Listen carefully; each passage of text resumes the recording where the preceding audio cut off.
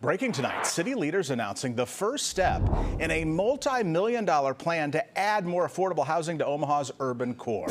There are 4 projects that will first get the loan funding from the Urban Core Housing Fund. That is a partnership between Omaha and a private foundation. Here are those properties. They include a 50-unit senior housing development near Park Avenue and Pacific, 186 new units on the former Lutheran Family Services site. That's across from the Jocelyn.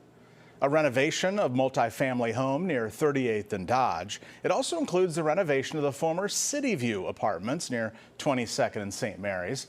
That project could bring another 225 units back onto the market. We'll have much more explanation on all of this new.